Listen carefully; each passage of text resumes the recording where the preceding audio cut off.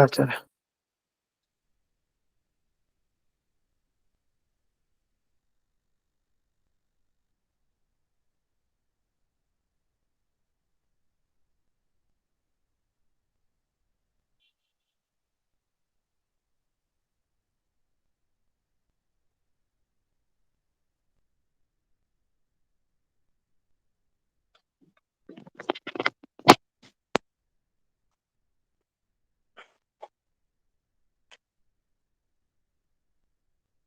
सुमतिभिरनुमेयं शुभ्रकाजं सखाजं सुखमयमनपाजं मुक्त्युपाजं विमाजं नृहजमहममेजं झेजमाम्नाजगेजं सदजमसदजेयं श्रीसहायं भजेजं तपस्वाध्याय शुश्रूषा कृष्णपूजारतं मुनिं विश्वेशमिष्टदं वन्दे परिव्राट् चक्रवर्तिनं श्रीगुरुभ्यो नमः हरिः ओम्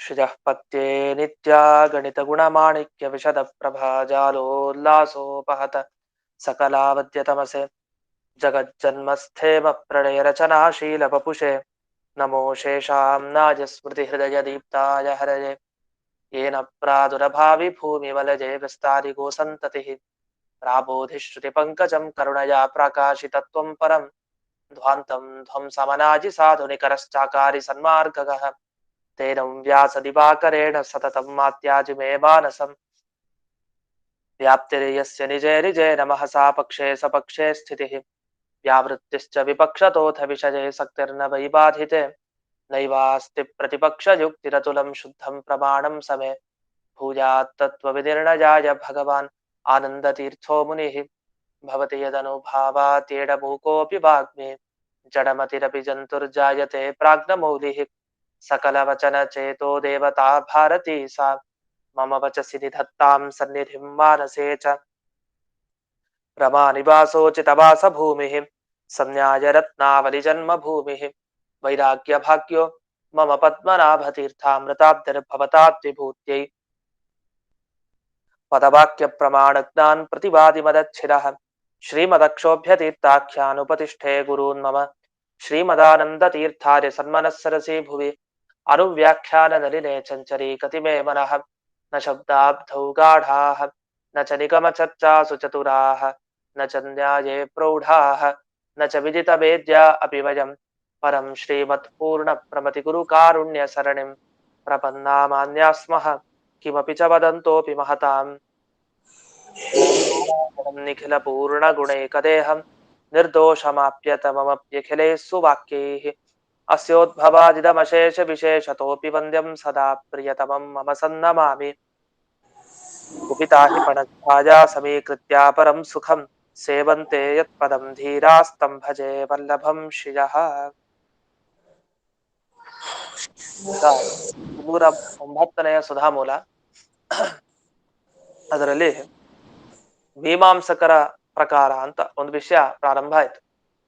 ಇದೆಲ್ಲ ಯಾವಕ್ಕೆ ಚರ್ಚೆ ಪ್ರಾರಂಭ ಆಗಿದೆ? ನಮ್ಗೆ ಕಾಲದ ಬಗ್ಗೆ ಜ್ಞಾನ ಬೇಕು. ಕಾಲ ಜ್ಞಾನ ಯಾವುದರಿಂದ ಬರುತ್ತೆ? ಭವಿಷ್ಯತ್ ಕಾಲದ ಜ್ಞಾನ ಯಾವುದರಿಂದ? ಭೂತಕಾಲದ ಜ್ಞಾನ ಯಾವುದರಿಂದ? ಹಾಗೆ ವರ್ತಮಾನ ಕಾಲ ಜ್ಞಾನ ಯಾವುದರಿಂದ? ಈ ರೀತಿ ಕಾಲದ ಜ್ಞಾನ ಯಾವ ಪ್ರಮಾಣದಿಂದ ಅಂತ ಈ ಪ್ರಶ್ನೆಗೆ ಒಬ್ಬೊಬ್ರು ಒಂದೊಂದು ಉತ್ತರ ಕೊಡ್ಲಿಕ್ಕೆ ಶುರು ಮಾಡಿದ್ರು. ಕೆಲವರು ಹೇಳಿದ್ರು ಶಬ್ದದಿಂದಲೇ ಕಾಲಜ್ಞಾನ ಬರುತ್ತೆ ನಮ್ಗೆ, ಶಬ್ದನೇ ಸಾಕು ನಮಗೆ, ಅದಕ್ಕೆ ಸಾಕ್ಷೀಂದ್ರಿಯ ಒಪ್ಪೋದ್ ಬೇಡ. ನಾವೆಲ್ಲ ಭವಿಷ್ಯತ್ ಕಾಲ ಗೊತ್ತಾಗಿದ್ ಯಾವುದ್ರಿಂದ? ಸಾಕ್ಷೀಂದ್ರಿಯದಿಂದ ಗೊತ್ತಾಯ್ತು. ಯಾಕೆಂದ್ರೆ ಮುಂದಕ್ಕೆ ನಾನು ಕೂಡ ಮೋಕ್ಷಕ್ಕೆ ಹೋಗ್ತೇನೆ ಅಂದ್ರೆ ಮುಂದಕ್ಕೆ ಅನ್ನುವ ಜ್ಞಾನ ಬೇಕು, ಅದು ಸಾಕ್ಷೀಂದ್ರಿಯದಿಂದ ಗೊತ್ತಾಯ್ತು ನಮಗೆ ಅಂತ ನಾವು ಉತ್ತರ ಕೊಡ್ತೀವಿ. ಕೆಲವರು ಶಬ್ದ ಸಾಕು ನಮ್ಗೆ ಅದಕ್ಕೆ ತಿಳಿಸ್ಲಿಕ್ಕೆ. ಶುಕ ವಾಮದೇವಾದಯೋ ಮುಕ್ತ ಅಭೂವನ್. ಅಭೂವನ್ ಅಂದ್ರೇನು? ಹಿಂದಕ್ಕೆ ಅವರಿಗೆಲ್ಲ ಮೋಕ್ಷ ಆಗಿತ್ತು, ಆ ಶಬ್ದ ಸಾಕಲ್ಲ. ಅಭೂವನ್ ಭವಿಷ್ಯಾಮಿ, ಮುಂದಕ್ಕೆ ನಾನು ಕೂಡ ಮುಕ್ತಿಯನ್ನ ಪಡಿತೇನೆ, ಆ ಶಬ್ದ ಸಾಕು. ಶಬ್ದಗಳಿಂದಲೇ ನಮಗೆ ಭವಿಷ್ಯತ್ ಕಾಲ ಭೂತಕಾಲಗಳ ಜ್ಞಾನ ಬರ್ಬೇಕಾದ್ರೆ ಯಾಕೆ ಸಾಕ್ಷೀಂದ್ರಿಯದಿಂದಲೇ ನಮಗೆ ಆ ಭೂತಕಾಲ ಭವಿಷ್ಯತ್ ಕಾಲ ಇದರ ಜ್ಞಾನ ಯಾಕೆ ಬರ್ಬೇಕು ಅಂತ ಪ್ರಶ್ನೆ ಮಾಡಿದ್ರು. ಅದಕ್ಕೆ ಮೀಮಾಂಸಕರು ಹೇಳ್ತಾರೆ, ಅದಕ್ಕೆ ಸಾಕ್ಷೀಂದ್ರಿಯ ಬೇಡ, ಶಬ್ದ ಬೇಡ, ಕಣ್ಣು ಸಾಕು ಅಂತ. ಕಣ್ಣು ಮೊದಲು ಚಕ್ಷುಸ್ಸು, ಕಿವಿ, ಮೂಗು ಎಲ್ಲ ಷಡೀಂದ್ರಿಯ ವೇದ್ಯ ಕಾಲ ಅಂತ ಅವರ ಮತ. 6 ಇಂದ್ರಿಯಗಳಿಂದ ಕಾಲದ ಜ್ಞಾನ ಬರುತ್ತೆ ಅಂತ. ಅದನ್ನ ಅವತ್ತಿನ ದಿವಸ ನೋಡಿದ್ವಿ. ಚಕ್ಷುರಾದಿನ ದೃಷ್ಟಂ ಅವರ ಮತ ಹಾಗೆ. 6 ಇಂದ್ರಿಯಗಳಿಂದ ನಮಗೆ ಕಾಲದ ಜ್ಞಾನ ಬರುತ್ತೆ. ಅದ್ ಹೇಗ್ ಸಾಧ್ಯ ಅಂದ್ರೆ ನೋಡಿ, ಶಬ್ದಗಳು ಯಾವುದನ್ನ ಹೇಳುತ್ತೆ ಮೊದಲು ಅದು ಮುಖ್ಯ. ಈಗ ಗೋವು ಅಂತ ಕರಿತೀವಿ. ಗೋವು ಅಂದ್ರೆ ಇದು ಏನನ್ನ ಹೇಳ್ತಾ ಇದೆ? ಗೋವು ಅದು ಎಲ್ಲಾ ಗೋವುಗಳಲ್ಲಿರೋ ಒಂದು ಧರ್ಮ ಹೇಳ್ತಾ ಇದೆ. ಅದು ಗೋತ್ವ. ಹಸುಗಳಲ್ಲಿ ಎಲ್ಲಾ ಹಸುಗಳಲ್ಲಿರೋದು ಯಾವುದು? ಗೋತ್ವ. ಅದನ್ನ ಗೋ ಅನ್ನೋ ಶಬ್ದ ಅದ್ ಹೇಳ್ತಾ ಇದೆ. ಈಗ ಮನುಷ್ಯರು ಅಂತ ಅಂದ ಕೂಡಲೇ ಎಲ್ಲಾ ಮನುಷ್ಯರನ್ನು ತಗೊಳ್ಬಹುದು. ಯಾಕೆ? ಯಾರ್ಯಾರಲ್ಲಿ ಮನುಷ್ಯತ್ವ ಇದೆಯೋ ಅವರೆಲ್ಲರನ್ನು ಕೂಡ ಮನುಷ್ಯ ಅನ್ನೋ ಶಬ್ದದಿಂದ ನಾವು ತಗೊಳ್ಬಹುದು. ಹಾಗಾದೇನಾಯ್ತು? ಮನುಷ್ಯ ಅನ್ನೋ ಶಬ್ದ ಮನುಷ್ಯತ್ವ ಅನ್ನೋ ಒಂದು ಸಾಮಾನ್ಯ ಧರ್ಮವನ್ನ ಹೇಳ್ತಾ ಇದೆ. ಸಾಮಾನ್ಯ ಧರ್ಮ ಅಂದ್ರೆ ಎಲ್ಲರಲ್ಲೂ ಇರುವಂತಹ ಧರ್ಮ. ಈಗ ಕೆಲವರ ವ್ಯಕ್ತಿತ್ವ ಅವರಿಗೆ ಮಾತ್ರ ಸೀಮಿತ, ಅದು ಬೇರೆಯವ್ರು ಇರಲ್ಲ. ಈಗ ನಮ್ ಗುಣ ಕೆಲವರು ಬೇರೆಯವ್ರು ಇರೋದೇ ಇಲ್ಲ. ಎಲ್ಲರಲ್ಲಿರೋ ಗುಣ ಎಲ್ಲರಲ್ಲೂ ಬರ್ಬೇಕು ಅಂತಿಲ್ಲ. ಆದ್ರೆ ಮನುಷ್ಯತ್ವ ಅದೆಲ್ಲಾ ಕಡೆನೂ ಇದೆ. ಹಾಗಾದ್ರೆ ಸಾಮಾನ್ಯ ಅಂದ್ರೆ ಜಾತಿ ಅಂತ ಏನ್ ಕರಿತೀವಿ, ಸಾಮಾನ್ಯ ಅಂದ್ರು ಜಾತಿ ಅಂದ್ರು ಒಂದೇ ಅರ್ಥ. ಸಾಧಾರಣವಾಗಿ ಅಂದ್ರೆ ಒಂದಕ್ಕಿಂತ ಹೆಚ್ಚು ವಸ್ತುಗಳಲ್ಲಿ ಇರುವಂತಹ ಒಂದೇ ಧರ್ಮ, ಸಾಮಾನ್ಯವಾಗಿರುವಂತಹ ಧರ್ಮ, ಅದನ್ನ ಸಾಮಾನ್ಯ ಅಂತ ಕರಿತೀವಿ. ಆ ಸಾಧಾರಣವಾಗಿರುವ ಸಾಮಾನ್ಯ ಧರ್ಮ ಏನಿದೆ ಅದೇ ಶಬ್ದಗಳಿಗೆ ಅರ್ಥ. ಮನುಷ್ಯ ಅಂದ್ರೆ ಏನ್ ಹೇಳ್ತಾ ಇದೆ? ಮನುಷ್ಯತ್ವವನ್ನ ಹೇಳ್ತಾ ಇದೆ. ಹಾಗಾದ್ರೆ ಮನುಷ್ಯತ್ವ ಇರೋ ಎಲ್ಲರನ್ನೂ ಅದು ತಗೊಳತ್ತೆ ಮನುಷ್ಯ ಶಬ್ದ. ಹಸು ಅಂತಂದ್ರೆ ಆ ಗೋತ್ವ ಅನ್ನೋ ಜಾತಿ ಇರೋ ಎಲ್ಲದನ್ನು ಕೂಡ ಅಲ್ಲಿ ಹಸು ಅಂತ ಕರಿತೀವಿ. ಇದು ನಂಬರ್ಗಳು ಹಾಕಿದ್ದಾರೆ, ನಿಮ್ಗೆ ವಾಟ್ಸ್ಆಪ್ ಮಾಡಿರ್ತಾರೆ, ಒಂದ್ಸರಿ ಗಮನಿಸಿ. ಒಬ್ರು ಮೆಸೇಜ್ ಹಾಕಿದ್ರು, 209ನೇ ಸುಧಾಮೂಲ ಅಂತ. ಇದು ಸಂಧ್ಯಾಧಿಕರಣ ನಡೀತಾ ಇದೆ.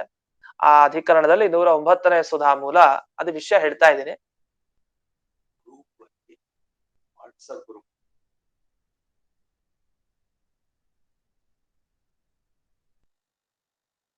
ಅದು ನಿಮಗೆ ವಾಟ್ಸ್ಆಪ್ ಗ್ರೂಪ್ ನಲ್ಲಿ ಡಿಸ್ಕ್ರಿಪ್ಷನ್ ಅಲ್ಲಿ ಅದೆಲ್ಲ ಸಿಗತ್ತೆ ನಿಮ್ಗೆ. ಒಂದ್ಸಲಿ ಅದಕ್ಕೆ ಹೋಗಿ ನೋಡ್ರಿ. ನೋಡಿದ್ರೆ ನಿಮ್ಗೆಲ್ಲ ಅಲ್ಲೇ ಹಾಕಿರ್ತಾರೆ. ಇಲ್ಲಾಂದ್ರೆ ಯಾರಾದ್ರು ನಮ್ಮ ತಂದೆಗೆ ಅಥವಾ ನನಗೆ ಯಾರಾದ್ರು ಮೆಸೇಜ್ ಹಾಕಿ ಮತ್ತೆ ನಿಮಗೆ ಕಳಿಸ್ತೀನಿ. ಅಂತೂ ಇಲ್ಲಿ ಒಂದು ಶಬ್ದ ಸಾಮಾನ್ಯವಾಗಿ ಏನನ್ನ ಹೇಳ್ತಾ ಇದೆ ಅಂತ ಬಂದ್ರೆ ಅದಕ್ಕೆ ಎಲ್ಲರಲ್ಲಿರೋ ಸಾಧಾರಣ ಧರ್ಮವನ್ನು ಹೇಳ್ತಾ ಇದೆ. ಈಗ ಸಿಂಹ ಅಂದ ಕೂಡಲೇ ಎಲ್ಲಾ ಸಿಂಹವನ್ನು ತಗೊಳ್ಬಹುದು. ಅದಕ್ಕೇನ್ ಮಾಡ್ಬೇಕು? ಇಲ್ಲ ಹತ್ರದಲ್ಲಿರೋ ಸಿಂಹ ಅಂದ್ರೆ ಇಲ್ಲಿ ಮುಂದಿರೋ ಒಂದು ಮಾತ್ರ. ಹಾಗಾದ್ರೆ ಸಿಂಹ ಅನ್ನೋ ಶಬ್ದ ಸಿಂಹತ್ವ ಇರೋ ಎಲ್ಲಾ ಪ್ರಾಣಿಗಳನ್ನು ಕೂಡ ಅದು ತಗೊಳ್ತಾ ಇದೆ ಆ ಶಬ್ದ. ಹೀಗೆ ಪ್ರತಿಯೊಂದು ಶಬ್ದಗಳು ಕೂಡ ಒಂದೊಂದು ಅರ್ಥವನ್ನ ತಿಳಿಸ್ಬೇಕಾದ್ರೆ ಎಲ್ಲಾ ವಸ್ತುಗಳನ್ನು ತಿಳಿಸುತ್ತೆ, ಒಂದೇ ಎರಡು ಅಷ್ಟೇ ಅಲ್ಲ, ಎಲ್ಲಾ ವಸ್ತುಗಳನ್ನು ತಿಳಿಸುತ್ತೆ. ಅದೇ ತರಹ ಈ ಕಾಲ ಅನ್ನೋ ಶಬ್ದ ಏನಿದೆಯಲ್ಲ, ಕಾಲ ಅನ್ನೋ ಶಬ್ದವು ಕೂಡ ಕಾಲತ್ವ ಅನ್ನೋ ಅರ್ಥ ಹೇಳ್ತಾ ಇದೆ. ಅಂದ್ರೆ ಕಣ್ಣಿನಿಂದ ನಮ್ಗೆ ಕಾಲದ ಜ್ಞಾನ ಬಂತು ಅಂತ ಇಟ್ಕೊಳ್ಳಿ. ಕಣ್ಣಿನಿಂದ ಕಾಲ ಜ್ಞಾನ ಬಂತು ಅಂದ್ರೆ ಭವಿಷ್ಯತ್ ಕಾಲದ ಜ್ಞಾನನೂ ಬಂತು, ಭೂತಕಾಲದ ಜ್ಞಾನನೂ ಬಂತು, ಎಲ್ಲಾ ಕಾಲದ ಜ್ಞಾನ ಬಂತು. ಅದ್ ಹೇಗ್ ಸಾಧ್ಯ ಎಲ್ಲಾ ಕಾಲದ ಜ್ಞಾನ ಬರ್ಲಿಕ್ಕೆ ಅಂದ್ರೆ ಎಲ್ಲಾ ಕಾಲದಲ್ಲೂ ಕಾಲತ್ವ ಇದೆ ಧರ್ಮ. ಕಾಲತ್ವ ಅಂತ ಒಂದು ಸಾಧಾರಣ ಧರ್ಮ ಅದು ಎಲ್ಲಾ ಕಡೆ ಇದೆ. ಸಿಂಹತ್ವ ಎಲ್ಲಾ ಸಿಂಹಗಳಲ್ಲಿದೆ, ಮನುಷ್ಯತ್ವ ಎಲ್ಲಾ ಮನುಷ್ಯರಲ್ಲಿದೆ. ಅದೇ ತರಹ ಕಾಲತ್ವ ಎಲ್ಲಾ ಕಾಲಗಳಿದೆ.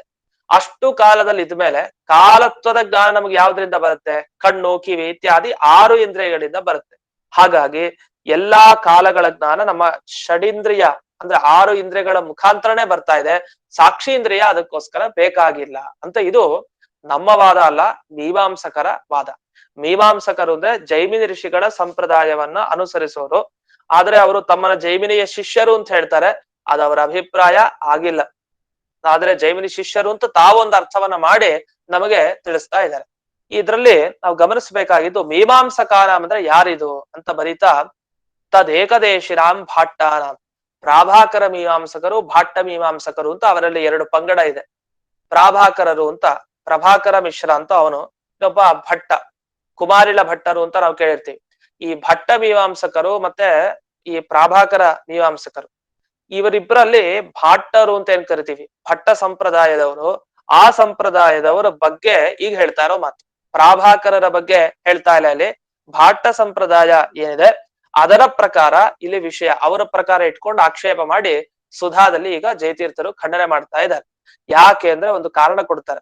ಯಾದುಪತ್ಯ ಟಿಪ್ಪಣಿ ಅಥವಾ ಶೇಷವಾಕ್ಯಾರ್ಥ ಚಂದ್ರಿಕಾ ಟಿಪ್ಪಣಿ, ಈ ಎರಡರಲ್ಲಿ ಯಾವ್ದಾರು ಒಂದು ಗಮನಿಸಿದ್ರೆ ಅಲ್ಲಿ ಇದಕ್ ಹೋಗೋಣ, ಯಾದುಪತ್ಯ ಟಿಪ್ಪಣಿಗೆ ಬರೋಣ. ಅಲ್ಲಿ ಮೀಮಾಂಸಕಾನಾಮಿತಿ ಅಂತ 3ನೇ ಲೈನ್ ಇದೆ. 3ನೇ ಲೈನಲ್ಲಿ ಮೀಮಾಂಸಕಾನಾಮಿತಿ ಅಂತಿದೆ. ಅಲ್ಲಿ ಬರೀತಾರೆ ಅದರ ಆದ್ಮೇಲೆ ತದ್ ಏಕದೇಶಿನಾಂ ಭಾಟ್ಟಾನಾಂ ಇತ್ಯರ್ಥಃ. ಮೀಮಾಂಸಕರಲ್ಲೇ ಏಕದೇಶ ಅಂದ್ರೆ ಒಂದು ಪಂಗಡದವರು ಯಾರು ಭಟ್ಟರು, ಅವರ ಮತದ ಪ್ರಕಾರ ಇದು ಹೇಳ್ತಾ ಇರೋದು ಮೀಮಾಂಸಕಾನಾಮ್ ಅಂತ. ಇದೆಲ್ಲಿ ಬಂದಿದೆ ಮೀಮಾಂಸಕಾನಾಮ್ ಅನ್ನೋ ಶಬ್ದ? ಇದು ನಮಗೆ ಸುಧಾಮೂರದಲ್ಲಿ ಗಮನಿಸ್ಬೋದು. ಕೊನೆಗೆ ನಹಿ ವೈಶೇಷಿಕಾದಿವತ್ ಮೀಮಾಂಸಕಾನಾಂ ನಿಸ್ಸಾಮಾನ್ಯಂ ಕಿಮಪಿ ಅಸ್ತಿ. 209ನೆಯ ಸುಧಾಮೂರದಲ್ಲಿ ಕೊನೆಗೆ ಲೈನ್ಗಳಲ್ಲಿ ಬರುತ್ತೆ ನಿಮಗೆ. ಇಲ್ಲಿ ಪ್ರಾಭಾಕರೈಹಿ ಜಾತೇಹಿ ಆಕೃತಿ ವ್ಯಂಗ್ಯತ್ವ ಅಂತ ಒಂದು ಮಾತು. ಇದು ಸಾಮಾನ್ಯವಾಗಿ ಒಂದು ವಾಕ್ಯ ಇದೆ, ಆಕೃತಿ ವ್ಯಂಗ್ಯ ಜಾತಿ ಅಂತ. ಇದಕ್ಕೆ ವಿವರಣೆ ಕೊಟ್ರೆ ನಿಮ್ಗೆ ನೋಡಿ, ಈಗ ಮನುಷ್ಯತ್ವ ಒಂದು ಜಾತಿ, ಸಿಂಹತ್ವ ಜಾತಿ, ಘಟತ್ವ ಜಾತಿ, ಅಂತ ಸೇರಿಸ್ಕೊಂಡು ಹೋದಾಗ ಜಾತಿ ಜಾತಿ ಅಂತ ಹೇಳ್ತೀವಿ. ಬ್ರಾಹ್ಮಣತ್ವ ಜಾತಿ. ಈಗ ಬ್ರಾಹ್ಮಣರು ಅಥವಾ ಮಾಧ್ವರು ಅಂತ ಗೊತ್ತಾಗೋದು ಹೇಗೆ? ಮಾಧ್ವತ್ವ ಅನ್ನೋದು ಜಾತಿ. ಮಾಧ್ವರು ಅಂತ ಕಂಡುಹಿಡಿಯೋದು ಹೇಗೆ? ಏನಿಲ್ಲ, ಅಂಗಾರಕ್ಷತೆ ಹಚ್ಕೊಂಡು ಕೈ ಕಾಲು ಇರೋರು, ಅಂಗಾರಕ್ಷತೆ ಹಚ್ಕೊಂಡು ಶಿಖೆ ಇತ್ಯಾದಿ ಧರಿಸೋರು ಮಾಧ್ವರು ಅಂತ ಏನಾದ್ರು ಲಕ್ಷಣ ಹೇಳ್ತೀವಿ ಅಂತ ಅನ್ಕೊಳ್ಳಿ. ಅದು ಎಲ್ಲರಲ್ಲೂ ಸೇರಿ ಒಂದು ಅಂಗಾರಕ್ಷತೆ ಅನ್ನೊಂದು ಲಕ್ಷಣ ಇಟ್ಕೊಳ್ಳೋಣ. ಅಂಗಾರಕ್ಷತೆಯನ್ನ ಹಚ್ಕೊಂಡಿದ್ರೆ ಅವರು ಮಾಧ್ವರು ಅಂತ. ಹಾಗಾದ್ರೆ ಏನಾಯ್ತು? ಆಕೃತಿ ವ್ಯಂಗ್ಯ ಜಾತಿ. ಒಂದು ಜಾತಿಯ ಪರಿಚಯ ಆಗಬೇಕು ಅಂದ್ರೆ ಅದರ ಆಕಾರ ನೋಡ್ಬೇಕು. ಆ ವಸ್ತು ಯಾವ ರೀತಿ ಆಕಾರದಲ್ಲಿದೆ ಅದನ್ನ ನೋಡ್ಕೊಂಡು ಅಲ್ಲಿ ಜಾತಿಯ ತೀರ್ಮಾನ. ಈಗ ಕೈ ಕಾಲು ಮುಖ ಮೂಗು ಇದೆಲ್ಲ ಇದ್ದಾಗ ಇದೆಲ್ಲ ಆಕಾರ ನೋಡಿದ ಕೂಡಲೇ ಅವನೊಬ್ಬ ಮನುಷ್ಯ. ಹಾಗಾದ್ರೆ ಮನುಷ್ಯತ್ವ ಜಾತಿ ಒಂದಲ್ಲಿದೆ ಅಂತ ತಿಳ್ಕೊಳ್ತೀವಿ. ಸಿಂಹ, ಅದು ಕೇಸರ, ಅದರ ಬಾಲ ಇತ್ಯಾದಿ ಲಕ್ಷಣ ನೋಡಿ, ಅದರ ಆಕಾರ ನೋಡಿ ಇಂಥ ಜಾತಿ ಇದರಲ್ಲಿದೆ ಅಂತ. ಹಾಗಾದ್ರೆ ಏನಾಯ್ತು? ಜಾತಿ ಇದ್ದದ್ದು ಹೊರಕ್ ನಮಗ್ ಗೊತ್ತಾಗೋದು ಯಾವಾಗ? ಅದರ ಆಕಾರವನ್ನ ಗಮನಿಸಿದಾಗ ಅದರಿಂದ ನಮಗ್ ಗೊತ್ತಾಗತ್ತೆ, ಇಂಥ ಜಾತಿ ಈ ವಸ್ತುವಿನಲ್ಲಿದೆ ಅಂತ. ಮನುಷ್ಯತ್ವ ಜಾತಿ ಇಂಥ ಕಡೆ ಏನ್ ಗೊತ್ತಾಗಬೇಕು ಅಂದ್ರೆ ಕೈ ಕಾಲು ಕರಚರಣಾದಿ ಅವಯವಗಳು ಇಷ್ಟೆಲ್ಲ ಇದ್ರೆ ಗೊತ್ತಾಗತ್ತೆ. ಹಸು ಅಂತ ಗೋತ್ವ ಜಾತಿಯ ಪರಿಚಯ ಆಗಬೇಕು ಅಂದ್ರೆ ಆಗ ಗಂಗೆಯ ತೊಗಲು, ಕೋಡು ಮತ್ತೆ ಬಾಲ ಇತ್ಯಾದಿಗಳನ್ನ ನೋಡಿದ್ರೆ ಇದರಲ್ಲಿ ಗೋತ್ವ ಜಾತಿ ಇದೆ ಅಂತ. ಪ್ರಾಭಾಕರರು ಏನ್ ಹೇಳ್ತಾರೆ ಅಂದ್ರೆ ಅವ್ರು ಹೇಳೋದಿಷ್ಟು, ಈ ಆಕೃತಿ ವ್ಯಂಗ್ಯ ಜಾತಿ, ಒಂದು ಆಕಾರ ನೋಡಿದ ಮೇಲೆ ಒಂದೊಂದು ಜಾತಿಯ ಪರಿಚಯ ನಮಗಾಗತ್ತೆ. ಇದು ಹೇಳೋದವ್ರು. ಇಲ್ಲಿ ಏನ್ ಮಾತು ಬಂತು ಅಂದ್ರೆ ಯಾವುದೇ ಒಂದು ಶಬ್ದ ತಗೊಳ್ಳಿ, ಏನೋ ಒಂದು ಧರ್ಮ ಒಂದು ಜಾತಿಯನ್ನ ಹೇಳತ್ತೆ ಶಬ್ದಗಳು ಅಂತ ಬಂತು. ಮನುಷ್ಯ ಅನ್ನೋ ಶಬ್ದ ಮನುಷ್ಯತ್ವ, ಸಿಂಹ ಸಿಂಹತ್ವ ಹೀಗೆ ಹೇಳ್ತಾ ಬಂದ್ರು. ಒಂದು ಪ್ರತಿಜ್ಞೆ ಮಾಡ್ಬಿಡ್ತಾರೆ ಏನಂದ್ರೆ, ಮೀಮಾಂಸಕರ ಮತದಲ್ಲಿ ಜಾತಿ ಇಲ್ಲದೆ ಇರುವಂತ ಒಂದ್ ವಸ್ತು ಸಿಗೋದೇ ಇಲ್ಲ ನಿಮ್ಗೆ ಅಂತ ಹೇಳ್ಬಿಡ್ತಾರೆ. ಜಾತಿ ಇಲ್ಲದೆ ಇರುವಂತ ಒಂದ್ ವಸ್ತು ಸಿಗಲ್ಲ, ಎಲ್ಲಾ ವಸ್ತುಗಳಲ್ಲೂ ಏನೋ ಒಂದು ಜಾತಿ ಇದ್ದೇ ಇರುತ್ತೆ ಅಂತ ಇದನ್ನ ಪ್ರತಿಜ್ಞೆ ಮಾಡ್ಬಿಡಿದ್ದಾರೆ. ಈ ತರ ಪ್ರತಿಜ್ಞೆಯನ್ನು ಮಾಡಿದ್ರು ಇದು ತಪ್ಪಾಗ್ಬಿಡತ್ತೆ ಅಂತ. ಯಾಕೆಂದ್ರೆ ಒಂದು ಕಡೆ ಜಾತಿಯನ್ನ ಒಪ್ಪಬೇಕು ಅಂದ್ರೆ ಅದಕ್ಕೊಂದು ಆಕಾರ ಇರ್ಬೇಕು. ಆಕಾರ ಇದ್ದಾಗ ಮಾತ್ರ ಅಲ್ಲಿ ಒಂದು ಜಾತಿ ಇದೆ ಅಂತ ನಾವು ಗಮನಿಸ್ಬೋದು, ಹೇಳ್ಬೋದು. ಅದ್ರ ಪರಿಚಯ ನಾ ಈಗಾಗಲೇ ಕೊಟ್ಟೆ. ಮನುಷ್ಯತ್ವ ಎಲ್ಲಿದೆ ಅಂತ ಗೊತ್ತಾಗತ್ತೆ, ಇಂಥ ಆಕಾರ ಇದ್ರೆ ಮನುಷ್ಯತ್ವ, ಇಂಥ ಆಕಾರ ಇದ್ರೆ ಸಿಂಹತ್ವ. ಹೀಗೆ ಒಂದೊಂದು ಆಕಾರದಿಂದ ನಾವು ಅಲ್ಲಲ್ಲಿರೋ ಜಾತಿಯನ್ನ ತಿಳ್ಕೊಳ್ತೀವಿ. ಆದ್ರೆ ಜಾತಿ ಇಲ್ಲದೆ ಇರೋ ವಸ್ತು ಯಾವುದೂ ಇಲ್ಲ ಅಂತ ಹೇಳಿಕ್ ಬರಲ್ಲ. ಯಾಕಂದ್ರೆ ಎಷ್ಟೋ ಸಿಗತ್ತೆ. ಉದಾಹರಣೆಗೆ ಗುಣ ಇದೆ. ಈಗ ಮಾವಿನ ಹಣ್ಣಿನಲ್ಲಿ ರೂಪ ಇದೆ, ಹಳದಿ ರೂಪ ಇದೆ, ಪೀತ ರೂಪ, ಮತ್ತೆ ಹಸಿರು ರೂಪ ಇದೆ, ಬಣ್ಣ ಇದೆ, ಮತ್ತೆ ರಸ ಇದೆ, ಮತ್ತೆ ಗಂಧ ವಾಸನೆ ಇದೆ, ಇದೆಲ್ಲ ಇದೆ. ಈಗ ಅಲ್ಲೆಲ್ಲ ಜಾತಿ ಇದೆಯೋ ಇಲ್ವೋ? ಈಗ ಗಂಧದಲ್ಲಿ ಗಂಧತ್ವ ಜಾತಿ ಇದೆ, ರಸಗಳಲ್ಲಿ ರಸತ್ವ ಜಾತಿ ಇದೆ, ಜೊತೆಗೆ ರೂಪದಲ್ಲಿ ರೂಪತ್ವ ಜಾತಿ ಇದೆ. ಎಲ್ಲದರಲ್ಲೂ ಒಂದು ಜಾತಿ ಅಂತ ಇರುತ್ತೆ. ನಮ್ಗೇನಂದ್ರೆ ತಲೆಯಲ್ಲಿ ಜಾತಿ ಅಂದ್ರೆ ಬ್ರಾಹ್ಮಣತ್ವ, ಕ್ಷತ್ರಿಯತ್ವ, ಶೂದ್ರತ್ವ, ವೈಶ್ಯತ್ವ ಇದೇ ಜಾತಿ ಅಂತ ನಮಗೆ ನಮ್ ತಲೆಯಲ್ಲಿದೆ. ಇನ್ ಸ್ವಲ್ಪ ಮುಂದಕ್ಕೆ ಹೋದ್ರೆ ಮನುಷ್ಯತ್ವ ಅಂತ ಒಂದು ಜಾತಿ ಗೊತ್ತಿರುತ್ತೆ. ಈ ರಸತ್ವ, ಗಂಧತ್ವ, ಮತ್ತೆ ಪುಸ್ತಕತ್ವ, ಘಟತ್ವ, ಪಟತ್ವ ಇದೆಲ್ಲ ಜಾತಿ ಅಂತ ನಮಗೆ ಕಲ್ಪನೆಗೆ ಬರಲ್ಲ. ಏನಿದು ಜಾತಿ ಅಂತ? ಆದರೆ ಜಾತಿ ಅಂದ್ರೆ ನಮಗೆ ಮನುಷ್ಯರಲ್ಲಿ ಈ ತರ ವಿಭಾಗ ಇದ್ದುಕೊಂಡೇ ಜಾತಿ ಅಂತ ನಾವು ಬಳಸ್ತೀವಿ. ಶಾಸ್ತ್ರದಲ್ಲಿ ಹಾಗಲ್ಲ. ಜಾತಿ ಅಂತ ಬಳಸೋದು ಎಲ್ಲಿ ಅಂದ್ರೆ ಅನೇಕ ವಸ್ತುಗಳಲ್ಲಿ ಒಂದೇ ಒಂದು ಧರ್ಮ ಇರುತ್ತೆ ಸೇರಿಸ್ಕೊಂಡು ಒಟ್ಟಿಗೆ, ಅದನ್ನ ಜಾತಿ ಅಂತ ಕರಿತೀವಿ. ಅದು ಎಂದಿಗೂ ನಾಶ ಆಗಲ್ಲ, ಅದು ಯಾವತ್ತೂ ಇರುತ್ತೆ. ಈಗ ಮನುಷ್ಯರುಗಳಲ್ಲಿ ಮನುಷ್ಯತ್ವ ಜಾತಿ ಇದೆ. ಒಬ್ಬ ಮನುಷ್ಯ ಹೋದ ಅನ್ಕೊಳ್ಳಿ, ಅವನು ಸತ್ತ, ಮರಣ ಆಯ್ತು, ಇನ್ನೊಬ್ಬ ಮನುಷ್ಯ ಇದ್ದೇ ಇರ್ತಾನೆ, ಅವನಲ್ಲಿ ಮನುಷ್ಯತ್ವ ಇದ್ದೇ ಇರುತ್ತೆ. ಹೀಗೆ ಸಾವಿರಾರು ಮನುಷ್ಯರು ಹೋದ್ರೂ ಕೂಡ ಇನ್ಯಾರೋ ಒಬ್ಬ ಮನುಷ್ಯ ಇರ್ತಾನೆ. ಕೊನೆಗೆ ಪರಮಾತ್ಮ ಅಂತೂ ಕೊನೆಗೆ ಇದ್ದ ಇರ್ತಾನೆ. ಪ್ರಳಯ ಕಾಲ ತಗೊಂಡ್ರು ಒಬ್ಬ ಮನುಷ್ಯ ಇರ್ತಾನೆ, ಪರಮಾತ್ಮ ಅಂತೂ ಇದ್ದಾನೆ. ಅಂತೂ ಮನುಷ್ಯತ್ವ ಜಾತಿ ಅದು ಯಾವಾಗ್ಲೂ ಇರುತ್ತೆ. ಹಾಗೆ ಘಟತ್ವ ಅದು ಯಾವಾಗ್ಲೂ ಇರುತ್ತೆ. ಈ ರೀತಿ ಅವ್ರು ಒಪ್ತಾರೆ, ಅವರ ಸಿದ್ಧಾಂತ ಹಾಗೆ, ತಾರ್ಕಿಕರ ಸಿದ್ಧಾಂತ. ಅಂತೂ ಎಲ್ಲಾ ಕಡೆ ಜಾತಿ ಒಂದು ಇದ್ದೇ ಇರುತ್ತೆ, ಜಾತಿ ಇದ್ದೇ ಇರುತ್ತೆ, ಅದು ಯಾವಾಗ್ಲೂ ಇರುತ್ತೆ. ವ್ಯಕ್ತಿಗಳು ಆಗಾಗ ಹೋಗ್ ಬರ್ಬೋದು, ಕೆಲವ್ರು ನಾಶ ಆಗ್ತಾರೆ, ಕೆಲವ್ರು ಮತ್ತೆ ಹುಟ್ಟುತ್ತಾರೆ, ಅದು ಬೇರೆ ವಿಷಯ. ಅಂತೂ ಜಾತಿಯ ಮಾತ್ರ ಯಾವಾಗ್ಲೂ ಇರೋದು ಅಂತ ಹೇಳ್ತಾರೆ. ಈ ಅಂತೂ ಜಾತಿಯ ಲಕ್ಷಣ ಅವ್ರೇನ್ ಹೇಳ್ತಾರೆ ಅಂದ್ರೆ ನಿತ್ಯಂ ಏಕಂ ಅನೇಕಾನುಗತಂ. 3 ಥರ ಹೇಳ್ತಾರೆ. 3 ಥರ ಅಂದ್ರೆ 3 ದಳ. ನಿತ್ಯಂ ಏಕಂ ಅನೇಕ ಅನುಗತಂ. ಅನೇಕ ವಸ್ತುಗಳಲ್ಲಿ ಅದು ಇರ್ಬೇಕು ಒಂದೇ, ಮತ್ತೆ ಅದು ಯಾವತ್ತೂ ಅದಕ್ಕೆ ಹುಟ್ಟು ಸಾವು ಇರಬಾರ್ದು, ಅದು ಒಂದೇ ಆಗಿರ್ಬೇಕು. ಈಗ ಮನುಷ್ಯತ್ವ ತಗೊಳ್ಳಿ, ಮನುಷ್ಯತ್ವ ಎಲ್ಲಾ ಮನುಷ್ಯರುಗಳಲ್ಲಿದೆ, ಅದು ಒಂದೇ ಮನುಷ್ಯತ್ವ, ಜೊತೆಗೆ ನಿತ್ಯ, ಅದಕ್ಕೆ ಹುಟ್ಟು ಸಾವು ಇಲ್ಲ, ಅದು ನಿತ್ಯ ಯಾವಾಗ್ಲೂ ಇರುತ್ತೆ ಮನುಷ್ಯತ್ವ. ಒಬ್ಬ ಮನುಷ್ಯ ಹೋಗ್ಬೋದು, ಆದ್ರೆ ಇನ್ನೊಬ್ಬನಲ್ಲಿ ಮನುಷ್ಯತ್ವ ಇರುತ್ತೆ. ಈ ತರ ಅಂತೂ ಈ ಜಾತಿ ಅನ್ನೋ ಕಲ್ಪನೆ ನಮಗೆ ಪುಸ್ತಕದ ಬಗ್ಗೆ ಬರ್ಬೋದು. ಅನೇಕ ಪುಸ್ತಕಗಳಲ್ಲಿ ಪುಸ್ತಕತ್ವ ಇದೆ, ಅದು ಒಂದು, ಅದು ನಿತ್ಯ, ಅದಕ್ಕೆ ಹುಟ್ಟು ನಾಶ ಇಲ್ಲ. ಈ ತರ ಜಾತಿ ಅನ್ನೋದನ್ನ ಈ ಅರ್ಥದಲ್ಲಿ ನಾವು ಶಾಸ್ತ್ರದಲ್ಲಿ ಬಳಸ್ತಾ ಇರ್ತೀವಿ. ಈ ತರ ನೋಡಿದಾಗ ಪ್ರತಿಯೊಂದು ಕಡೆನೂ ಜಾತಿ ಇದೆ, ಕಾಲತ್ವ ಎಲ್ಲಾ ಕಡೆ ಜಾತಿ ಇದೆ. ಆದ್ರೆ ಪ್ರಾಭಾಕರ ಮೀಮಾಂಸಕರ ಪ್ರಕಾರ ಒಂದು ಸಮಸ್ಯೆ ಆಗತ್ತೆ. ಯಾಕೆಂದ್ರೆ ಇವರು ಜಾತಿ ಅಂದ್ರೆ ಏನ್ ಹೇಳಿದ್ರು, ಒಂದು ಆಕಾರ ಇದ್ರೆ ಅದರಲ್ಲಿ ಜಾತಿ ತೋರತ್ತೆ ಅಂತ ಹೇಳಿದ್ರು. ಈಗ ಒಂದು ಪುಸ್ತಕಕ್ಕೊಂದು ಆಕಾರ ಇದೆ, ಇದು ಚೌಕಾಕಾರದಲ್ಲಿದೆ, ಸ್ಕ್ವೇರ್ ಆಗಿದೆ, ಅದರಿಂದ ಇಲ್ಲಿ ಪುಸ್ತಕತ್ವ ಜಾತಿ ಇದೆ. ಮತ್ತಿನ್ನೊಂದು ರೌಂಡ್ ಆಗಿದೆ, ಅದು ಬಾಲ್, ರೌಂಡ್ ಆಗಿರೋದು ಕಂದುಕತ್ವ ಜಾತಿ ಇದೆ. ಇನ್ನೊಂದು ಲೋಟಗಳಿರುತ್ತೆ, ಲೋಷ್ಟತ್ವ ಜಾತಿ ಇದೆ. ಯಾಕೆ ಒಂದೊಂದು ಆಕಾರದಲ್ಲಿದ್ರೆ ಇದು ಲೋಟ, ಇದು ಪುಸ್ತಕ, ಇದು ಮಡಿಕೆ, ಇದು ಬಟ್ಟೆ, ಈ ತರ ಎಲ್ಲ ಒಂದೊಂದು ವಿವರಣೆ ಕೊಡ್ತಾ ಹೋಗ್ಬೋದು, ಒಂದು ಜಾತಿ ಇದೆ ಅಂತ. ಆದ್ರೆ ಗುಣಗಳಿಗೆ ಜಾತಿ ಇರಲ್ಲ. ರಸ ಆಗ್ಲಿ, ಗಂಧ ಆಗ್ಲಿ, ರೂಪ ಆಗ್ಲಿ, ಇದಕ್ಕೆಲ್ಲ ಒಂದು ಆಕಾರ ಇದೆಯಾ? ಇಲ್ಲ. ಈಗ ಮಾವಿನ ಹಣ್ಣಿಗೊಂದು ಆಕಾರ ಇದೆ, ರಸಕ್ಕೆ ಆಕಾರ ಇದೆಯಾ? ಅದರಲ್ಲಿರೋ ಬಣ್ಣಕ್ಕೆ ಆಕಾರ ಇದೆಯಾ? ಇಲ್ಲ. ಅದಕ್ಕ ಗುಣಗಳಿಗೆ ಆಕಾರ ಯಾವಾಗ ಇಲ್ವೋ, ಅಥವಾ ನಮ್ಮ ಜ್ಞಾನ ತಗೊಳ್ಳೋಣ, ಜ್ಞಾನ ಒಂದು ಗುಣ. ನಮ್ಗೆ ಎಷ್ಟೋ ನಾವು ತಿಳ್ಕೊಂಡಿದೀವಿ, ಜ್ಞಾನ ಬಂದಿದೆ, ಜ್ಞಾನದಲ್ಲಿ ಒಂದು ಜಾತಿ ಇದೆ, ಜ್ಞಾನತ್ವ ಜಾತಿ ಇದೆ. ಯಾಕೆ ಎಲ್ಲರಲ್ಲೂ ಜ್ಞಾನ ಇರುತ್ತೆ, ಆ ಎಲ್ಲಾ ಜ್ಞಾನಗಳಲ್ಲಿ ಜ್ಞಾನತ್ವ ಇದೆ, ಜಾತಿ ಅಲ್ವಾ ಅಂದ್ರೆ ಅದು ಒಪ್ಲಿಕ್ ಬರಲ್ಲ. ಯಾಕೆ? ನಿಮ್ಮ ಪ್ರಕಾರ ಒಂದು ಜಾತಿ ಬೇಕಾದ್ರೆ ಅದಕ್ಕೊಂದು ಆಕಾರ ಇರ್ಬೇಕು, ಅದ್ರ ಜ್ಞಾನಕ್ಕೆ ಆಕಾರ ಇದೆಯಾ? ಇಲ್ಲ. ನಮಗ ಆನಂದ ಆಗತ್ತೆ, ಸುಖ ದುಃಖ ಎಲ್ಲ ಆಗತ್ತೆ, ಇದಕ್ಕೆಲ್ಲ ಒಂದು ಆಕಾರ ಇದೆಯಾ? ಇಲ್ಲ. ಆಕಾರಗಳೇ ಇಲ್ದೆ ಇದ್ಮೇಲೆ ಜಾತಿ ಗೊತ್ತಾಗೋದು ಹೇಗೆ ಅದ್ರಲ್ಲಿ ಅಂತ. ಜಾತಿಯಿಂದ ನಿಮ್ ತಲೆಯಲ್ಲಿ ಧರ್ಮ ಅಂತ ಜ್ಞಾನ ಇರ್ಬೇಕು. ಅಂದ್ರೆ ಆಯಾಯ ವಸ್ತುಗಳ ಒಳಗಡೆ ಒಂದು ಧರ್ಮ ಇರುತ್ತೆ, ಗುಣ. ಆ ಧರ್ಮ ಎಲ್ಲಾ ಕಡೆ ಆ ಜಾತಿ ಹೊಂದಿರುವಂತ ಎಲ್ಲಾ ವಸ್ತುಗಳಲ್ಲೂ ಇರುತ್ತೆ ಆ ಧರ್ಮ. ಇದು ಜಾತಿ ಅನ್ನೋ ಶಬ್ದದ ವ್ಯವಹಾರವನ್ನ ಮಾಡೋದು. ಅಂತೂ ರಸ ಮತ್ತೆ ಗಂಧ, ರೂಪ, ಶಬ್ದ, ಇದಕ್ಕೆಲ್ಲ ಒಂದು ಆಕಾರ ಇಲ್ಲ. ಆಕಾರ ಇಲ್ಲ ಅಂದ್ಮೇಲೆ ಅದೆಲ್ಲ ಜಾತಿನೇ ಇಲ್ಲ. ಆದ್ರೆ ನೀವ್ ಹೇಳ್ತೀರಿ ಜಾತಿ ಇಲ್ದೇ ಇರೋ ವಸ್ತುವನ್ನ ಮೀಮಾಂಸಕರು ಒಪ್ಲೇ ಇಲ್ಲ ಅಂತ. ಒಪ್ಪಿದಾರಲ್ಲ, ರಸ, ಗಂಧ, ಧರ್ಮ, ಪುಣ್ಯ ಪಾಪ ತಗೊಳ್ಳಿ, ಪುಣ್ಯ ಪಾಪಗಳು ಒಂದು ಆಕಾರ ಇದೆಯಾ? ಇಲ್ಲ. ಮತ್ತೆ ಪುಣ್ಯತ್ವ, ಪಾಪತ್ವ, ಜಾತಿಗಳಿದೆ. ಮತ್ತೆ ಹೇಗೆ ಒಪ್ತೀರಿ? ಆಕಾರವೇ ಇಲ್ವಲ್ಲ ಅದು ಯಾವ್ದಕ್ಕೂ. ಅಂದ್ರೆ ನೋಡಿ, ಪ್ರಾಭಾಕರ ಮತದವರ ಇಟ್ಕೊಂಡು ನಾವ್ ಇಲ್ಲಿ ಮಾತಾಡ್ತಾ ಇಲ್ಲ, ಭಾಟ್ಟ ಮೀಮಾಂಸಕರನ್ನ ಇಟ್ಕೊಂಡು ಮಾತಾಡ್ತಾ ಇದೀವಿ. ಅದನ್ನ ಪಂಗಡ ಬೇರೆ, ಯಾರನ್ನ ಇಟ್ಕೊಂಡು ಮಾತಾಡ್ತೇವಿ ನೋಡ್ಬೇಕು. ಇಲ್ಲಿ ಬರೀ ಮೀಮಾಂಸಕರು ಅಂದ್ರೆ ಯಾರು? ಈಗ ಬ್ರಾಹ್ಮಣ ಮತ ಹೀಗಿದೆ ಅಂದ್ರೆ ಯಾವ ಬ್ರಾಹ್ಮಣರು? ವಿಶಿಷ್ಟಾದ್ವೈತಿಗಳು, ದ್ವೈತಿಗಳು, ಅದ್ವೈತಿಗಳು, ಯಾರು? ಅದ್ ಹೇಳ್ಬೇಕಲ್ಲ. ಸರಿಯಾಗಿ ಹೇಳಿ ವಿವರಣೆ ಮಾಡಿದಾಗ ವಿಶೇಷಣ ಕೊಟ್ಟು ಓ ಇಂಥವ್ರು ಹೇಳ್ತಾ ಇದಾರೆ ಅಂತ. ಬ್ರಹ್ಮಸೂತ್ರ ಭಾಷ್ಯದಲ್ಲಿ ಹೀಗಿದೆ ಅಂತ ಹೇಳ್ಬಿಡೋದು. ಬ್ರಹ್ಮಸೂತ್ರ ಬರ್ದಿದ್ದು ಒಬ್ರೆ, ವೇದವ್ಯಾಸರು, ನಿಜ. ಬ್ರಹ್ಮಸೂತ್ರ ಭಾಷ್ಯದಲ್ಲಿ ಹೀಗಿದೆ. ಯಾವುದು? ಅದ್ವೈತ ಭಾಷ್ಯನ ಅಥವಾ ದ್ವೈತ ಭಾಷ್ಯನ, ವಿಶಿಷ್ಟಾದ್ವೈತ ಭಾಷ್ಯನ? ಹೇಳ್ಬೇಕಲ್ಲ ಸ್ಪಷ್ಟ. ಆತರ ಇಲ್ಲಿ ಮೀಮಾಂಸಕ ಮತಾನುಸಾರೇಣ ಶಂಕತೆ ಅಂತ ಜಯತೀರ್ಥರು ಒಂದು ವಾಕ್ಯ ಬರೆದ್ರು. ಮೀಮಾಂಸಕರ ಪ್ರಕಾರ ಈಗ ಪ್ರಶ್ನೆಯನ್ನ ಮಾಡ್ಕೊಳ್ತಾ ಇದ್ದಾರೆ ಅಂತ. ಯಾರಿದ್ ಮೀಮಾಂಸಕರು? ಅದಕ್ಕೆ ಬಿಡಿಸ್ಬೇಕು. ಕೊನೆಯ ವಾಕ್ಯದಲ್ಲೂ ಕೂಡ ಮೀಮಾಂಸಕರು ಅಂತ ಇದೆ. ಅಲ್ಲಿ ಜಯತೀರ್ಥರ ತಲೆಯಲ್ಲಿ ಮೀಮಾಂಸಕರಿಂದ ಯಾರಿದ್ದಾರೆ? ಭಾಟ್ಟ ಮೀಮಾಂಸಕರೋ, ಪ್ರಾಭಾಕರ ಮೀಮಾಂಸಕರು? ಯಾರ ಬಗ್ಗೆ ಹೇಳ್ತಾ ಇದ್ದಾರೆ ಅಂತ ಅದು ನಾವು ತಿಳ್ಕೊಳ್ಬೇಕಾಗಿದೆ. ಈ ಟಿಪ್ಪಣಿ ನೋಡಿ, ಅವಾಗ ಏನ್ ಗೊತ್ತಾಯ್ತು? ಓಹೋ, ಇವರು ಭಾಟ್ಟ ಮೀಮಾಂಸಕರ ಮತ ಇಟ್ಕೊಂಡು ಜಯತೀರ್ಥರಲ್ಲಿ ನಿರೂಪಣೆ ಮಾಡ್ತಾ ಇದ್ದಾರೆ ಅಂತ. ಇದು ಇಷ್ಟು ವಿಷಯ. ಇದು ನಮ್ಗೆ ಈಗ ಶೇಷವಾಕ್ಯಾರ್ಥ ಚಂದ್ರಿಕಾ ಅಥವಾ ಯಾದುಪತ್ಯ ಟಿಪ್ಪಣಿಯಲ್ಲಿ ಬಂದ ವಿಷಯ ಏನಿದೆ ಅದನ್ನ ನಿಮಗೆ ಹೇಳಿದೆ. ಎರಡೂ ಕಡೆನೂ ಕೂಡ ಒಂದೇ ವಿಷಯ. ನಿಮಗೆ ಶೇಷವಾಕ್ಯಾರ್ಥ ಚಂದ್ರಿಕಾ ವಾಕ್ಯ ಓದಿದ್ರೆ ಇನ್ನೂ ಸ್ಪಷ್ಟ ಆಗ್ಬೋದು.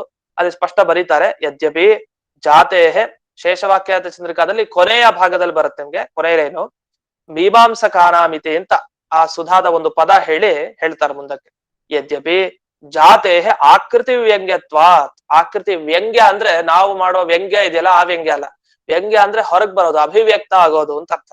ಒಂದು ಜಾತಿಯ ಜ್ಞಾನ ನಮಗೆ ಬರಬೇಕು ಅಂದ್ರೆ ಹೊರಗೆ, ಅದು ಆಕೃತಿ, ಆಕಾರದಿಂದ ಗೊತ್ತಾಗತ್ತೆ. ಆದ್ರಿಂದ ಆಕೃತಿ ಶೂನ್ಯಂ ಗುಣಾಧಿಕಂ ನಿಸ್ಸಾಮಾನ್ಯಮಿತಿ ಪ್ರಾಭಾಕರೇರ್ ಅಂಗೀಕೃತತ್ವ. ಅಲ್ಲ, ಜಾತಿ ಇಲ್ದೇ ಇರೋ ವಸ್ತು ಅವ್ರು ಒಪ್ಪಿದಾರಲ್ಲ ಮೀಮಾಂಸಕರು. ಅಂದ್ರೆ ನಿಸ್ಸಾಮಾನ್ಯ ವಸ್ತು ನಿಷೇಧೋ ಯುಕ್ತ. ಆದ್ರಿಂದ ನೀವ್ ಹೇಳಿ ಸರಿ ಇಲ್ಲ, ಜಾತಿ ಇಲ್ದೇ ಇರೋ ವಸ್ತುನೇ ಇಲ್ಲ ಅವರ ಮತದಲ್ಲಿ ಅಂತ ಹೇಳಿ ತಪ್ಪಲ್ವಾ? ಅಂದ್ರೆ ಇಲ್ಲ. ತಥಾಪಿ ಭಟ್ಟ ಮತಮೇತದ್ ಉಪನ್ಯಸ್ತಂ ಇತ್ಯವಿರೋಧ.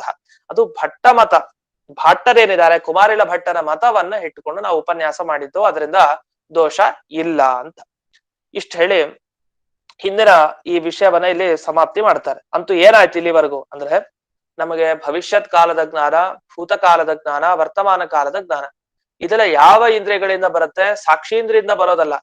ಚಕ್ಷುರಾದಿ ಕಣ್ಣು ಕಿವಿ ಮುಂತಾದ 6 ಇಂದ್ರಿಯಗಳಿಂದ ಜ್ಞಾನ ಬರುತ್ತೆ. ಶಬ್ದದಿಂದ ಬರಲ್ಲ, ಸಾಕ್ಷೀಂದ್ರಿಯದಿಂದ ಬರಲ್ಲ, ಚಕ್ಷುರಾದಿ 6 ಇಂದ್ರಿಯಗಳಿಂದ ಜ್ಞಾನ ಬರುತ್ತೆ. ಸರಿ, ಹಾಗಾದೇನಾಯ್ತು? ಭವಿಷ್ಯತ್ ಕಾಲ ಯಾವ್ದ್ರಿಂದ ಬಂತು ಜ್ಞಾನ? ಈ ಚಕ್ಷು ಅಥವಾ ಕಿವಿ ಮೂಗು ಯಾವ್ದ್ರಿಂದಲೂ ಒಟ್ಟು ಜ್ಞಾನ ಬಂತು. ಆದ್ರಿಂದ ನಮಗೇನ್ ಗೊತ್ತಾಯ್ತು ಅಂದ್ರೆ, ಈ ಒಂದು ಶಬ್ದ ಒಂದು ಕಾಲದ ಬಗ್ಗೆ ಹೇಳ್ಬೇಕು ಅಂತ ಆದ್ರೆ ಮೊದಲೇ ಕಾಲದ ಜ್ಞಾನ ಬರ್ಲಿಕ್ಕೆ ಶಬ್ದ ಬೇಕು ಅಂತ ಇಲ್ಲ. ಅಂದ್ರೆ ಸ್ವಲ್ಪ ಬಿಡಿಸೋದಿದ್ರೆ ನಿಮ್ಗೆ ಹಿಂದಿನ ವಿಷಯ ಮತ್ತೆ ನೆನಪಿಸ್ಬೇಕು ನಾನು. ಶುಕವಾಮ ದೇವಾದಯ ಮುಕ್ತಾಹ ಅಭೂವನ್ ಅಹಮಪಿ ಮುಕ್ತೋ ಭವಿಷ್ಯಾಮಿ ಅಂತ ಒಂದು ವಾಕ್ಯ. ಶುಕಾಚಾರ್ಯರು, ವಾಮದೇವ ಋಷಿಗಳು ಇವ್ರಿಗೆಲ್ಲ ಮೋಕ್ಷ ಈಗಾಗ್ಲೇ ಸಿಕ್ಕಿದೆ, ನಾನು ಕೂಡ ಅವರಂತೆ ಮೋಕ್ಷವನ್ನ ಮುಂದಕ್ಕೆ ಪಡಿತೀನಿ. ಇಷ್ಟಿದೆ. ಇಲ್ಲಿ ಅಭೂವನ್ ಅಂತ ಒಂದು ಶಬ್ದ ಹಾಕಿದ್ವಿ, ಅಂದ್ರೆ ಹಿಂದಕ್ಕೆ ಹಿಂದಿನ ಭೂತಕಾಲದಲ್ಲಿ ಮೋಕ್ಷ ಪಡೆದಿದ್ದಾರೆ ಅಂತ. ಈ ಹಿಂದಿನ ಕಾಲದ ಜ್ಞಾನ ಹೇಗ್ ಬಂತು ಅಂತ ಪ್ರಶ್ನೆ. ಹಿಂದಿನ ಕಾಲದ ಜ್ಞಾನ ಬರ್ದೇ ಇದ್ರೆ ಆ ಶಬ್ದ ಆ ಕಾಲದ ಬಗ್ಗೆ ಹೇಳಿಕ್ ಬರಲ್ಲ. ಈಗ ಪುಸ್ತಕನೇ ನನಗ್ ಗೊತ್ತಿಲ್ಲದೆ ಇದ್ರೆ ನೀವು 1000 ಸಲ ಪುಸ್ತಕ ಅನ್ನೋ ಶಬ್ದ ಹೇಳಿದ್ರು ನನಗ್ ಕಿವಿಗ್ ಬಿದ್ದು ನಂಗೆ ಅದ್ರ ಜ್ಞಾನ ಬರಲ್ಲ.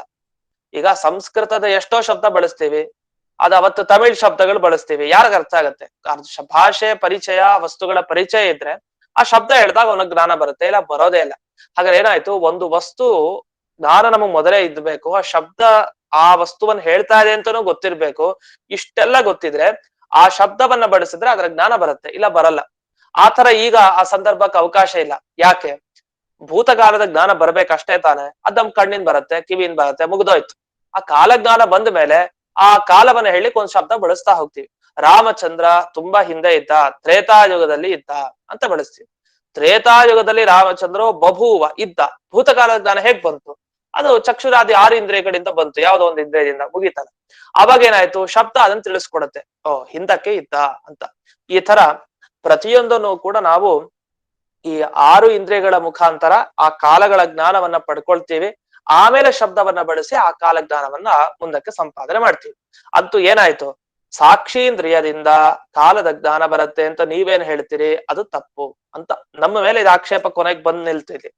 ಇದಾದ ಮೇಲೆ ಉತ್ತರ ಮಾಹ, ಇದಕ್ಕೆ ಉತ್ತರ ಕೊಡ್ತೀವಿ. ನಿಮ್ ಮತ ಸರಿ ಇಲ್ಲ, ನಿಮ್ ಮತ ತಪ್ಪು ಅಂತ ಹೇಳ್ತೀವಿ ಅಂತ. ಯಾಕೆ ತಪ್ಪು ಅಂತಂದ್ರೆ, ಸಾಮಾನ್ಯ ವರ್ಜಿತಂ ವಸ್ತು ಸ್ವರೂಪಂ ಗಮಯೇತ್ ಕಥಂ ಅಂತ ಮುಂದಿನ ಸುಧಾಮೂಲ 210ನೇ ಸುಧಾಮೂಲ ಅಲ್ಲಿ ಆಚಾರ್ಯರ ಶ್ಲೋಕ. ಸಾಮಾನ್ಯ ವರ್ಜಿತಂ ವಸ್ತು ಸ್ವರೂಪಂ ಗಮಯೇತ್ ಕಥಂ. ನಿಜ, ಈಗ ಗೋ ಅನ್ನೋ ಶಬ್ದ ಕೇಳಿದ ಕೂಡಲೇ ಎಲ್ಲಾ ಗೋವುಗಳಲ್ಲಿರುವ ಗೋತ್ವ ಅನ್ನೋ ಸಾಧಾರಣವಾದ ಧರ್ಮದ ಜ್ಞಾನ ಬರುತ್ತೆ, ಇಲ್ಲ ಅಂತ ಹೇಳ್ತಾ ಇಲ್ಲ, ನೇರವಾಗಿ ಬರುತ್ತೆ. ಗೋ ಅಂತ ಕರೆದ ಕೂಡಲೇ ಗಾಮಾನಯ ಅಂತ ಒಬ್ಬ ಹೇಳಿದ ಅನ್ಕೊಳ್ಳಿ, ಹಸುನ್ ಕರ್ಕೊಂಬ ಅಂತ. ಹಸುನ್ ಕರ್ಕೊಂಬ ಅಂದ್ರೆ ಎಲ್ಲಿರೋ ಹಸು? ಜಗತ್ನಲ್ಲಿರೋ ಎಲ್ಲಾ ಹಸುಗಳ ಜ್ಞಾನನೂ ಬರುತ್ತೆ ಗೋ ಶಬ್ದದಿಂದ. ಈ ಮನುಷ್ಯರನ್ನೆಲ್ಲ ಕರ್ಕೊಂಬ ಅಂದ್ರೆ, ಮನುಷ್ಯರು ಅಂದ್ರೆ ಎಷ್ಟ್ ಜನ? ಜಗತ್ನಲ್ಲಿರೋ ಎಲ್ಲಾ ಮನುಷ್ಯರು ಅಂತ ಅರ್ಥ.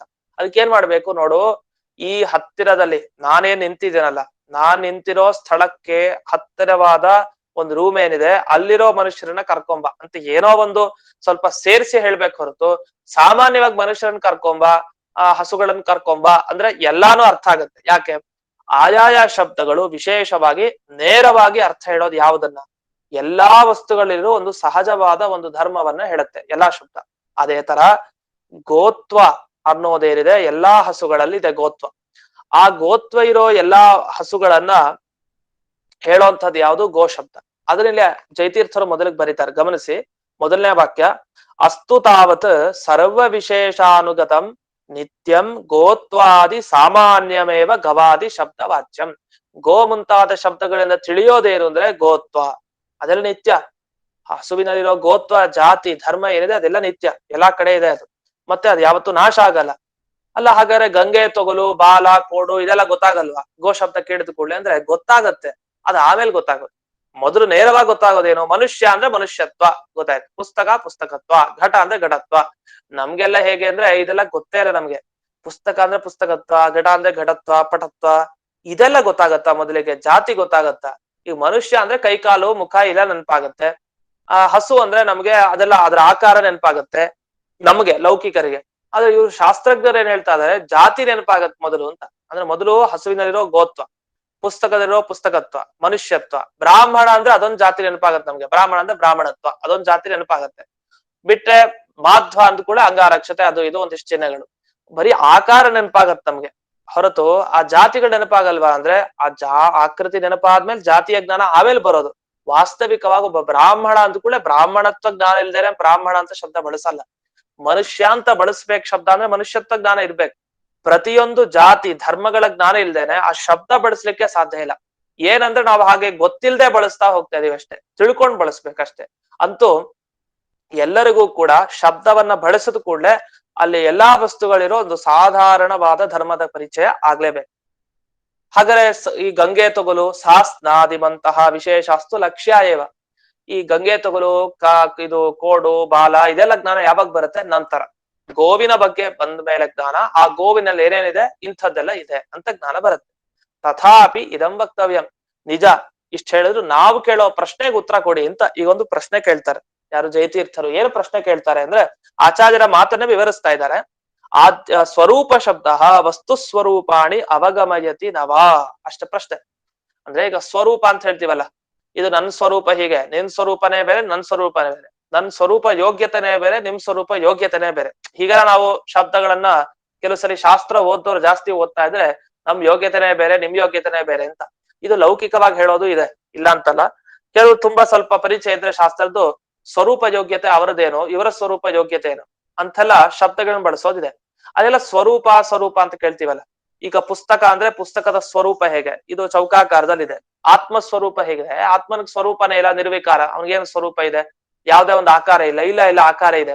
ಅವನ ಅಂಗುಷ್ಠ ಮಾತ್ರ, ಆ ಹೆಬ್ಬೆರಳಿನ ಗಾತ್ರದ ಅವನು ಒಂದು ಸ್ವರೂಪ ಇದೆ ಅವನಿಗೆ. ಅವನಿಗೂ ಕೈ ಕಾಲು ಎಲ್ಲ ಇದೆ. ಹೊರಗಡೆ ದೇಹಕ್ಕೆ ಹೇಗಿದೆಯೋ ಹಾಗೆ ಜೀವನಿಗೂ ಇದೆ ಅಂತೆಲ್ಲ ಹೇಳ್ತೀವಲ್ಲ. ಆತ್ಮ ಸ್ವರೂಪ, ಭಗವತ್ ಸ್ವರೂಪ, ಮತ್ತೆ ಇಂದ್ರ ಸ್ವರೂಪ, ರುದ್ರ ಸ್ವರೂಪ, ಹೀಗೆ ಬೇಕಾದಷ್ಟು ಕಡೆ ಸ್ವರೂಪ ಸ್ವರೂಪ ಅಂತ ಶಬ್ದ ಬಳಸ್ತೀವಿ. ಈ ಸ್ವರೂಪ ಅನ್ನೋ ಶಬ್ದ ಏನ್ ಬಳಸ್ತೀವಿ, ಇದು ಏನ್ ಹೇಳ್ತಾ ಇದೆ ಸ್ವರೂಪ ಶಬ್ದ ಅಂತ ಪ್ರಶ್ನೆ. ಅಂದ್ರೆ ಈಗ ಗೋ ಅಂತ ಶಬ್ದ ಬಳಸಿದ್ರೆ ಇದು ಒಂದ್ ಹಸು ಹೇಳತ್ತಾ, ಇಡೀ ಜಗತ್ನಲ್ಲಿರೋ ಹಸುವಿನ ಬಗ್ಗೆ ಎಲ್ಲ ಹೇಳುತ್ತಾ? ಇಲ್ಲ, ಜಗತ್ತಿನ ಎಲ್ಲಾ ಹಸುಗಳ ಬಗ್ಗೆನೂ ಗೋ ಅನ್ನೋ ಶಬ್ದ ಹೇಳುತ್ತೆ. ಯಾಕೆ? ಗೋ ಶಬ್ದಕ್ಕೆ ಕೋಶ ತೆಗೆದ್ರೆ, ಡಿಕ್ಷನರಿ ತೆಗೆದ್ರೆ ಅರ್ಥ ಇದೆ. ಏನಂತ? ಹಸು ಅಂತ ಅರ್ಥ ಇದೆ. ಎಲ್ಲಾ ಹಸುನು ಹೇಳುತ್ತೆ. ಪುಸ್ತಕ ಅಂದ್ರೆ ಅದು ಸುಧಾ ಪುಸ್ತಕ ಮಾತ್ರ ಹೇಳ್ಬೇಕಾ? ಇಲ್ಲ, ಭಾಗವತನೂ ಹೇಳ್ಬೋದು, ಬೇರೆ ಯಾವ್ದೋ ಇಂಗ್ಲಿಷ್ ಪುಸ್ತಕನೂ ಹೇಳ್ಬೋದು. ಪುಸ್ತಕ ಅನ್ನೋ ಶಬ್ದಕ್ಕೆ ಏನರ್ಥ? ಅದು ಬುಕ್ ಅಂತ ಅರ್ಥ ಅಷ್ಟೇ. ಆ ಪುಸ್ತಕ ಯಾವ್ದು ಬೇಕಾದ್ರೂ ಆಗ್ಬೋದು. ಹಾಗಾದ್ರೆ ಪುಸ್ತಕತ್ವ ಜಾತಿ ಎಲ್ಲಾ ಕಡೆ ಇದೆ, ಎಲ್ಲಾ ಪುಸ್ತಕನೂ ಹೇಳ್ಬೋದು. ಹೀಗೆ ಸ್ವರೂಪ ಅನ್ನೋ ಶಬ್ದ ತಗೊಂಡ್ರೆ ಯಾವ್ದನ್ನ ಹೇಳುತ್ತೆ? ಅಯ್ಯೋ, ಇಡೀ ಜಗತ್ತಿನಿರೋ ಎಲ್ಲಾ ಸ್ವರೂಪನೂ ಹೇಳುತ್ತೆ. ಪುಸ್ತಕನ ಮಾತ್ರ ಹೇಳ್ಬೋದು, ಅದು ಮಡಿಕೆನೋ ಬಟ್ಟೆನೋ ಹೇಳ್ದೆ ಇರ್ಬೋದು. ಅಥವಾ ಮಡಿಕೆ ಅನ್ನೋ ಶಬ್ದ ಮಡಿಕೆನ್ ಮಾತ್ರ ಹೇಳ್ಬೋದು. ಮೊಬೈಲ್ ಶಬ್ದ ಮೊಬೈಲ್ ಗಳನ್ನ ಮಾತ್ರ ಹೇಳ್ಬೋದು, ಹೊರತು ಬೇರೆ ಅದನ್ನ ಹೇಳಿಕ್ ಸಾಧ್ಯ. ಮೊಬೈಲ್ ಇಂದ ಲ್ಯಾಪ್ಟಾಪ್ ತಗೊಳ್ಳಿಕ್ ಬರಲ್ಲ. ಯಾಕೆ? ಮೊಬೈಲ್ ಶಬ್ದಕ್ಕೆ ಮೊಬೈಲ್ ಅಂತಾನೆ ಅರ್ಥ, ಲ್ಯಾಪ್ಟಾಪ್ ಅಂತ ಅರ್ಥ ಅಲ್ಲ ಅದಕ್ಕೆ. ಹಾಗೆ ಒಂದೊಂದು ಶಬ್ದಗಳನ್ನ ಬಳಸಿದಾಗ ಅದರಂತೆ ಇರುವ ವಸ್ತುಗಳಿದೆ, ಅಷ್ಟಷ್ಟನ್ನು ಮಾತ್ರ ತಗೊಳ್ತೀವಿ.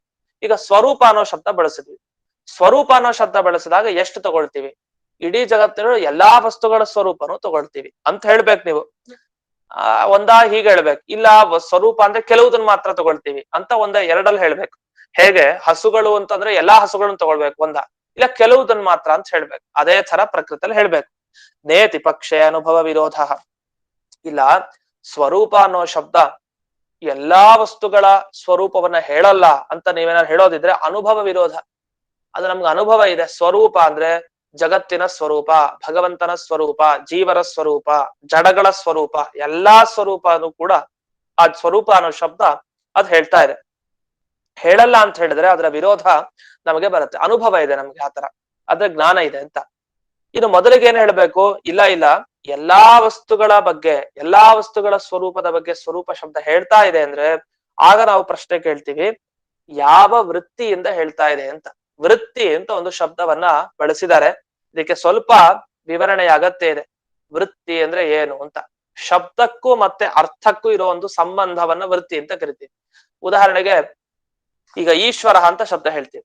ಈಶ್ವರ ಅನ್ನೋ ಶಬ್ದ ಯಾರನ್ನ ಹೇಳ್ತಾ ಇದೆ? ನಾವೆಲ್ಲ ಸಾಮಾನ್ಯವಾಗಿ ಸ್ವಲ್ಪ ಅರ್ಧಂಬರ್ಧ ಪರಿಚಯ ಇದ್ರೆ ಶಾಸ್ತ್ರದ ಬಗ್ಗೆ ಈಶ್ವರ ಅಂದ್ರೆ ರುದ್ರದೇವ್ರನ್ನೇ ಹೇಳ್ಬಿಡ್ತೀವಿ.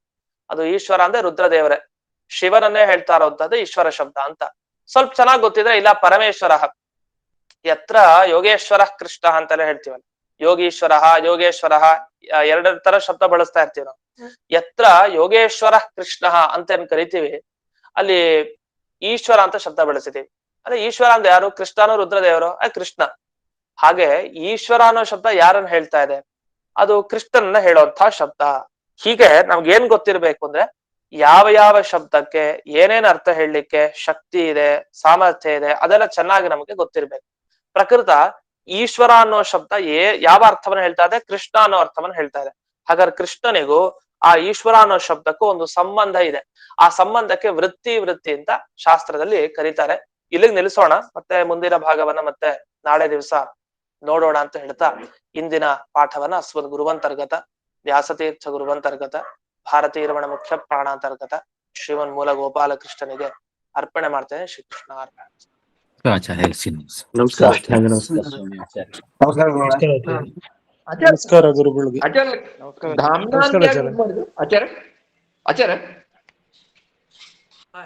ಧಾಮ್ನಾ ಧಾಮ್ನಾ